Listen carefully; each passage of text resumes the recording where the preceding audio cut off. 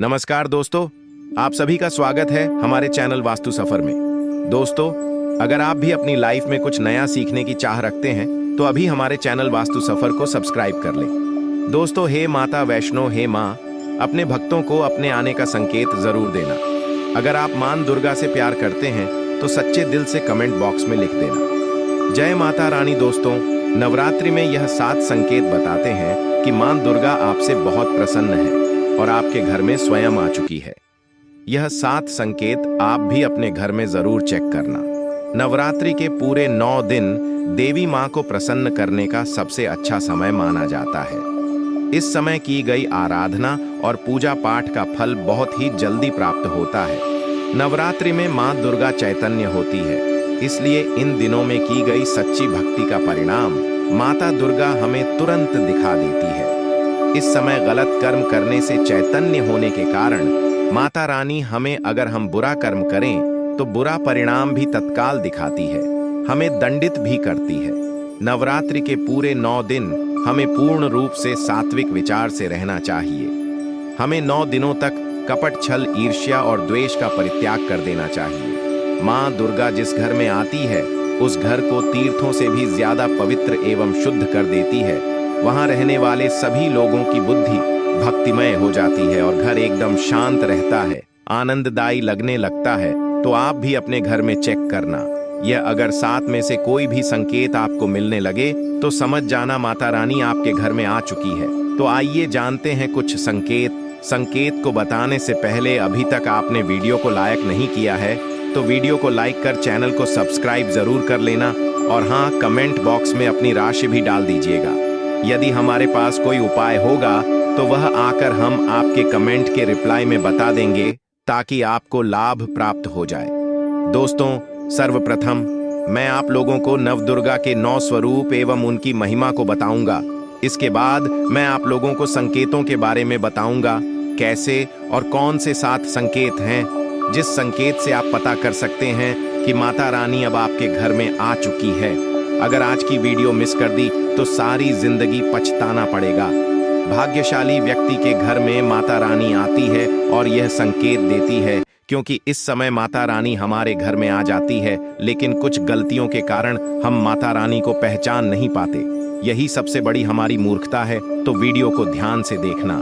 माता रानी के जो 9 स्वरूप कहे गए हैं उनकी पूजा करने से हमें अलग अलग फल की प्राप्ति होती है। यह जानकारी सबसे पहले जानते हैं क्योंकि आप में से अधिकतर लोग वीडियो को देख रहे हैं। वह नवदुर्गा माता की पूजा करते हैं, लेकिन उनके जो 9 स्वरूप हैं उनकी पूजा करने से कौन से फल की प्राप्ति होती है उनके बारे में उन्हें पता नहीं होता।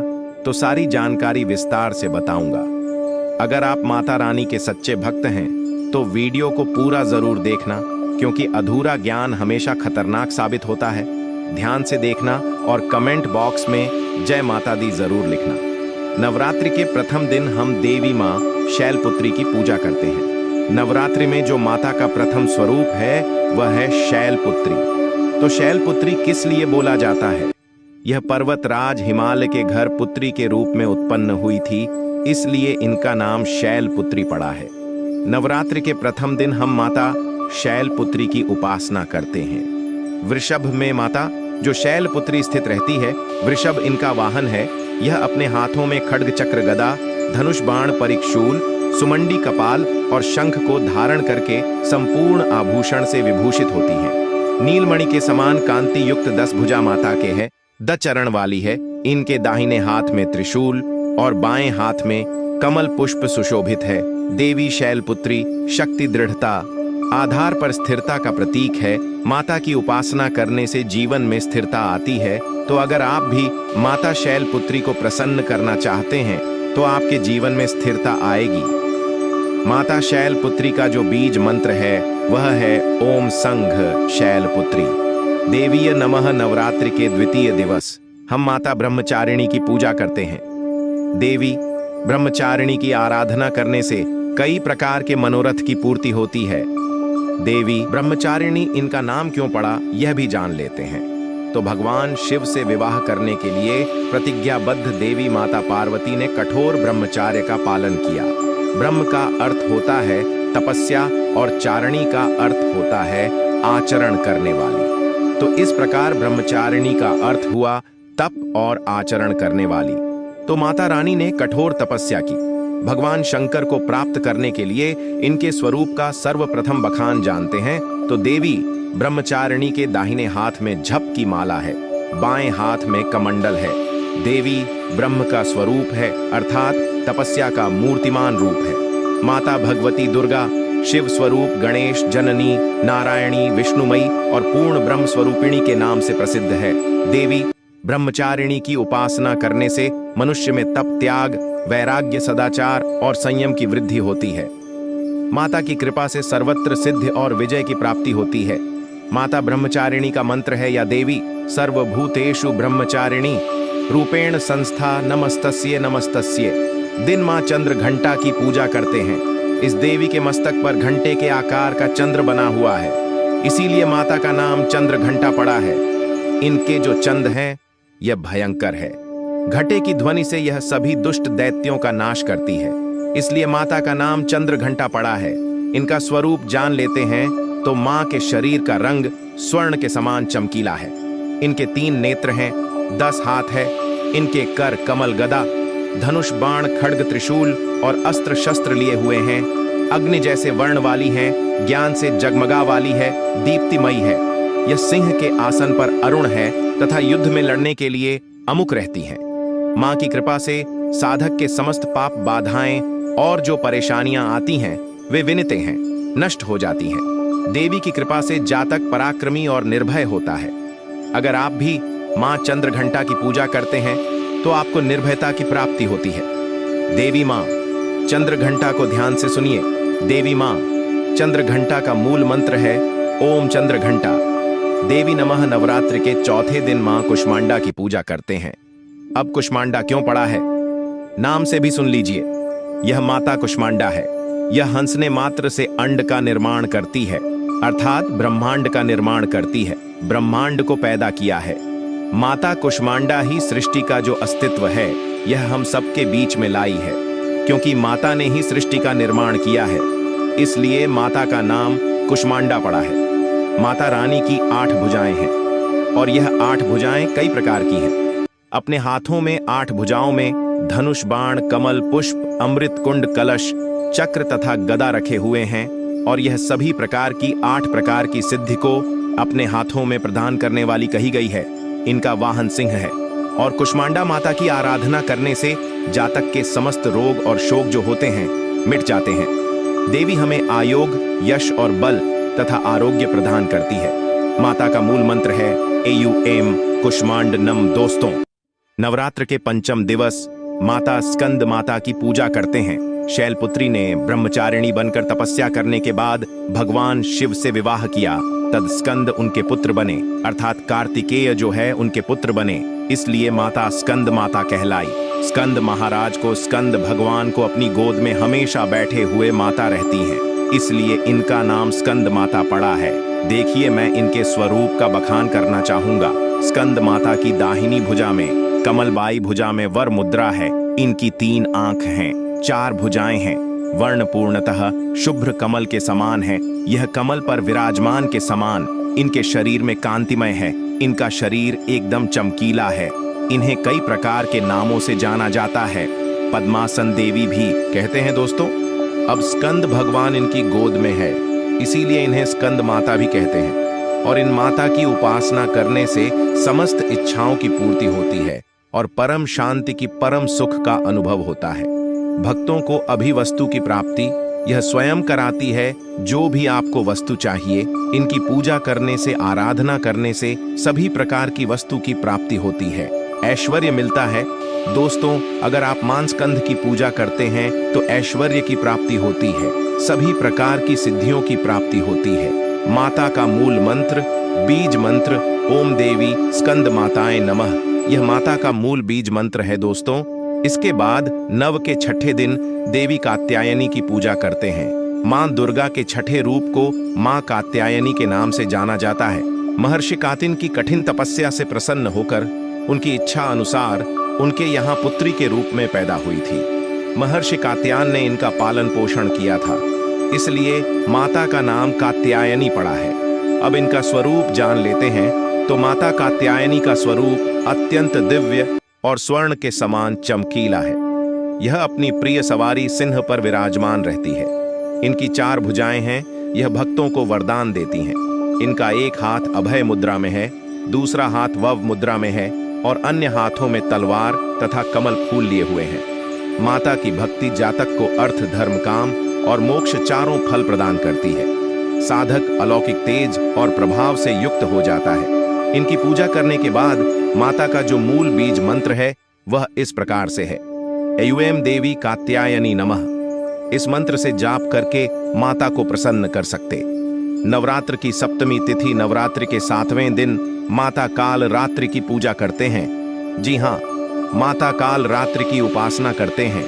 संपूर्ण प्राणियों की पीड़ा हरने वाली, अग्नि भय, जल भय, जंतु भय, रात्रि भय को दूर करने वाली, काम, क्रोध और शत्रु का नाश करने वाली, काल की भी रात्रि विनाशिनी होने से देवी का नाम काल रात्रि पड़ा है। माता का स्वरूप है।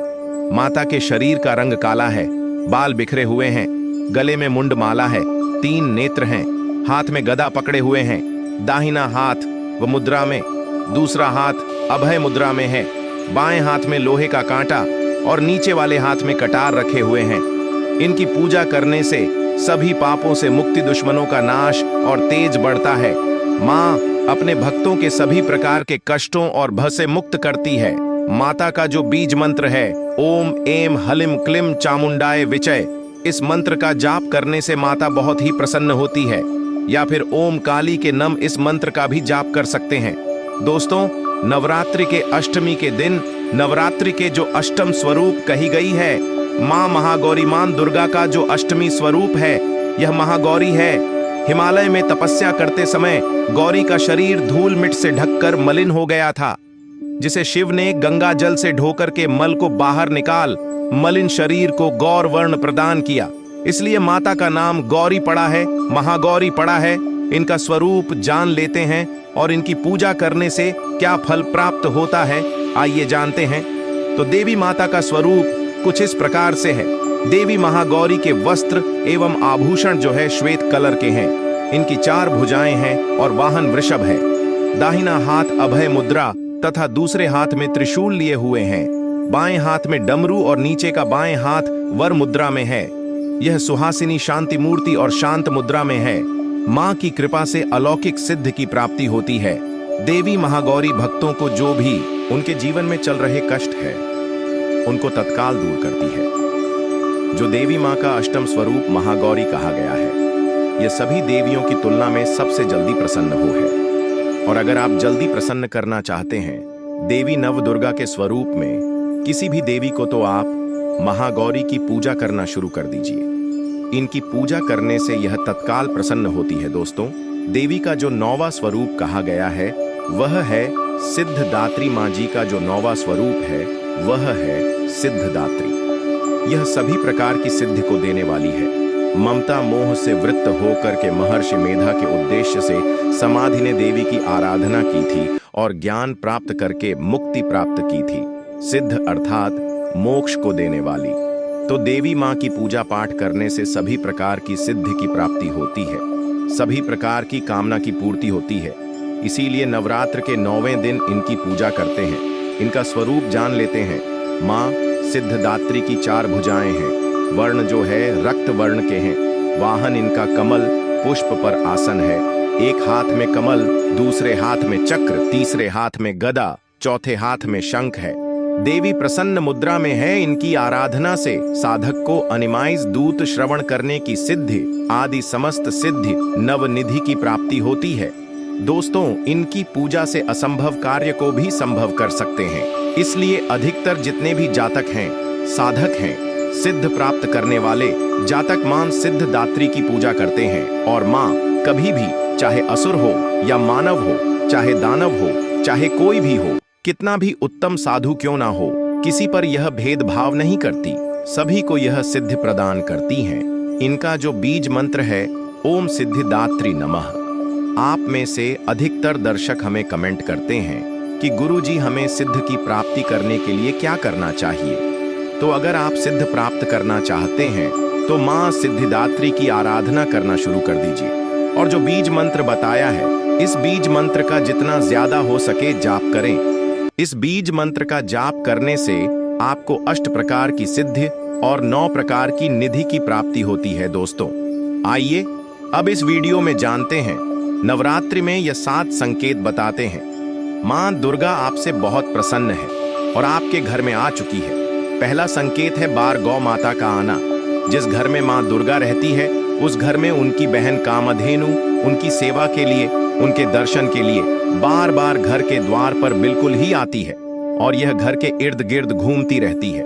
वहां से 9 दिनों तक नहीं भागती, तो समझ जाना माता रानी आपके घर में आ चुकी है। दूसरा संकेत, मधुमक्खी का घर में आना देखिए। मधुमक्खी को माँ दुर्गा का, ब्राह्मण का स्वरूप कहा गया है। जिस घर में नवरात्रि में मधुमक्खी आती है, तो समझ जाना उस घर में माँ माता रानी आ चुकी है, क्योंकि जो मधुमक्खी है यह माँ दुर्गा का ही स्वरूप कही गई है और यह अपने पूर्ण स्वरूप के दर्शन के लिए, अर्थात नवदुर्गा के दर्शन के लिए सेविका बन करके आती है। तो समझ जाना आपके घर में माँ दुर्गा आ चुकी है। तीसरा संकेत, ज्योति का तीव्र गति में जलना। जी हाँ, अगर आपने अपने घर में माता रानी की प्रसन्नता के लिए, भक्ति प्राप्त करने के लिए ज्योति स्थापित करके रखी है और अगर ज्योति की लौ तीव्र गति से जल रही है, तो समझ जाना ज्योति के समक्ष स्वयं माता रानी खड़ी है और आपको भी अंतरात्मा से माता रानी के होने का एहसास होगा। तो इन संकेत से भी पता कर सकते हैं कि माता रानी आपके घर में आ चुकी है। चौथा संकेत, नवरात्रि में दीपक की बाती में फूल का बनना। अगर आपके दीपक की बत्ती में अचानक से फूल बनने लगे, तो समझ जाना नवदुर्गा माता आपके ऊपर बहुत प्रसन्न है, आपके ऊपर पूर्ण रूप से अपनी कृपा बरसा रही है और माता रानी आपके घर में आ चुकी। आपके सभी कष्टों को दूर करके माता रानी इस लोक से फिर जाएंगी, अर्थात आपके घर से जाएंगी।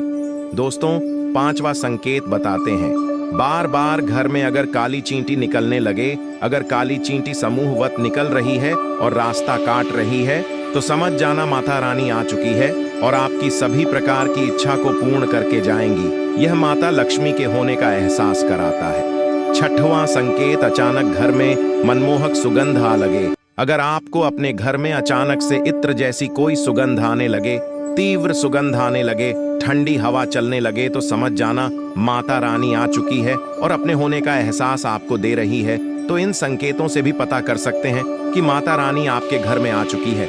दोस्तों, 7वां संकेत, फटे कपड़े पहने। अगर कोई याचक आ जाए, तो समझ जाना माता रानी आपके द्वार पर याचक बन करके आ चुकी है। नवरात्रि में कोई भी याचक आए तो खाली हाथ भूलकर भी मत जाने देना, क्योंकि स्वयं माता रानी परीक्षा लेने के लिए हमारे घर में याचक बन करके आ जाती है, क्योंकि ईश्वर अपने भक्तों की परीक्षा लेने के लिए धरती पर स्वयं आते हैं और यह आपको समझना होगा। तो यह 7 संकेत बताते हैं कि माता रानी आपके घर में आ चुकी है और आपसे काफी प्रसन्न है। इनमें से आपको कौन सा संकेत मिला है, हमें कमेंट सेक्शन में जरूर बताना। कमेंट बॉक्स में बताएं, क्या कभी आपने ईश्वर के होने का एहसास करा है? तो समझो आप ईश्वर के वह भक्त हैं जो करोड़ों में एक होते हैं। अगर आप मां दुर्गा के सच्चे भक्त हैं, तो जय माता दी जरूर लिखना। और दोस्तों, ऐसे ही वीडियो के लिए हमारे चैनल वास्तु सफर को सब्सक्राइब जरूर करें। धन्यवाद।